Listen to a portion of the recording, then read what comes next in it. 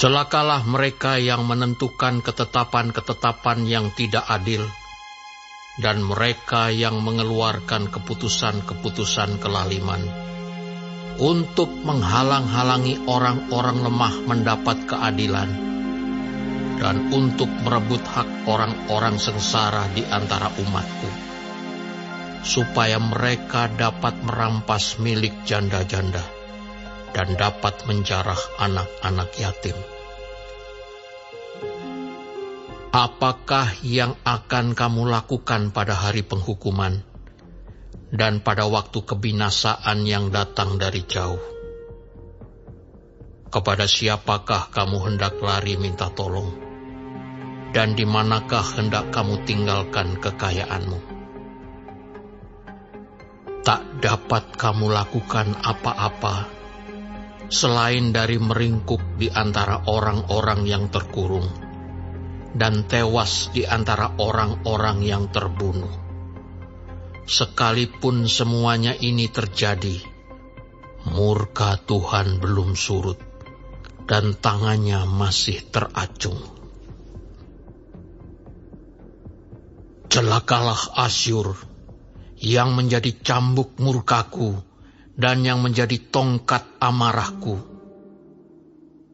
Aku akan menyuruhnya terhadap bangsa yang murtad, dan aku akan memerintahkannya melawan umat sasaran murkaku untuk melakukan perampasan dan penjarahan, dan untuk menginjak-injak mereka seperti lumpur di jalan. Tetapi dia sendiri tidak demikian maksudnya, dan tidak demikian rancangan hatinya, melainkan niat hatinya ialah hendak memunahkan dan hendak melenyapkan tidak sedikit bangsa-bangsa. Sebab ia berkata, bukankah panglima-panglimaku itu raja-raja semua? Bukankah Kalno sama halnya seperti Karkemis? Atau bukankah Hamat seperti Arpad? Atau Samaria seperti Damsik? Seperti tanganku telah menyergap kerajaan-kerajaan para berhala. Padahal patung-patung mereka melebihi yang di Yerusalem dan yang di Samaria. Masakan tidak akan kulakukan kepada Yerusalem dan patung-patung berhalanya, seperti yang telah kulakukan kepada Samaria dan berhala-berhalanya. Tetapi apabila Tuhan telah menyelesaikan segala pekerjaannya di Gunung Sion dan di Yerusalem, maka ia akan menghukum perbuatan ketinggian hati Raja Asyur dan sikapnya yang angkuh sombong. Sebab ia telah berkata, dengan kekuatan tanganku, aku telah melakukannya. Dan dengan kebijaksanaanku, sebab aku berakal budi, aku telah meniadakan batas-batas antar bangsa, dan telah merampok persediaan-persediaan mereka. Dengan perkasa, aku telah menurunkan orang-orang yang duduk di atas tahta, seperti kepada sarang burung. Demikianlah tanganku telah menjangkau kepada kekayaan bangsa-bangsa. Dan seperti orang meraup telur-telur yang ditinggalkan induknya, demikianlah aku telah meraup seluruh bumi. Dan tidak seekor pun yang menggerakkan sayap, yang mengangakkan paruh, atau yang menciap-ciap. Adakah kapak memegahkan diri terhadap orang yang memakainya?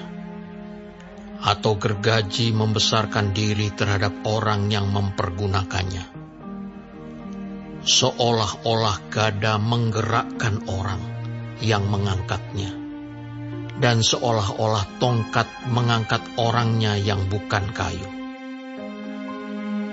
Sebab itu Tuhan semesta alam akan membuat orang-orangnya yang tegap menjadi kurus kering, dan segala kekayaannya akan dibakar habis dengan api yang menyala-nyala. Maka terang Israel akan menjadi api, dan Allahnya yang Maha Kudus akan menyala-nyala dan akan membakar dan memakan habis putri malu dan rumputnya pada satu hari juga. Keindahan hutan Asyur dan kebun buah-buahannya akan dihabiskannya dari batangnya sampai rantingnya, sehingga akan menjadi seperti seorang sakit yang merana sampai mati, dan sisa pohon-pohon hutannya akan dapat dihitung banyaknya, sehingga seorang anak dapat mencatatnya. Tetapi pada waktu itu, sisa orang Israel dan orang yang terluput di antara kaum keturunan Yakub tidak akan bersandar lagi kepada yang mengalahkannya, tetapi akan bersandar kepada Tuhan yang Maha Kudus, Allah Israel, dan tetap setia. Suatu sisa akan kembali. Sisa Yakub akan bertobat di hadapan Allah yang perkasa. Sebab sekalipun bangsamu, hai Israel, seperti pasir di laut banyaknya, namun hanya sisanya akan kembali. Tuhan telah memastikan datangnya kebinasaan, dan dari situ timbul keadilan yang meluap-luap. Sungguh, kebinasaan yang sudah pasti akan dilaksanakan di atas seluruh bumi oleh Tuhan, Tuhan semesta alam. Sebab itu, beginilah firman Tuhan, Tuhan semesta alam. Hai umatku yang diam di Sion, janganlah takut terhadap Asyur.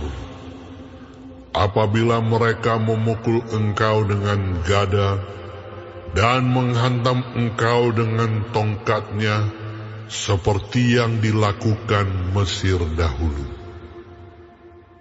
Sebab sedikit waktu lagi amarahku atasmu akan berakhir, dan murkaku akan menyebabkan kehancuran mereka. Tuhan semesta alam akan mencambuk mereka dengan cemeti, seperti ia menghajar Midian di gunung batu Oreb, dan mengayunkan tongkatnya ke atas laut Teberau, dan mengangkatnya seperti di Mesir dahulu. Pada waktu itu beban yang ditimpakan mereka atas bahumu akan terbuang, dan kuk yang diletakkan mereka atas tengkukmu akan lenyap. Asyur telah muncul dari Rimon dan telah datang menyerang Ayat. Ia telah lewat dari Migron, dan di Mikmas diaturnya perbekalannya.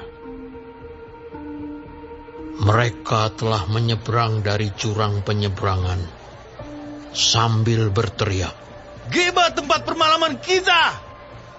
Penduduk Rama gemetar, penghuni Gibea Saul melarikan diri. Keluarkanlah jeritanmu, hai putri Galim. Perhatikanlah, hai Laisya. Jawablah dia, hai Anatot. Penghuni Madmena lari jauh-jauh. Penduduk Gebim pergi mengungsi. Hari ini juga Asyur akan berhenti di Nob, mengacung-acungkan tangannya ke arah gunung Putri Sion, bukit Yerusalem. Lihat, Tuhan semesta alam akan memotong dahan-dahan pohon dengan kekuatan yang menakutkan. Yang tinggi-tinggi tumbuhnya akan ditebang, dan yang menjulang ke atas akan direndahkan. Belukar rimba akan ditebas dengan kapak, dan Libanon dengan pohon-pohonnya yang hebat akan jatuh.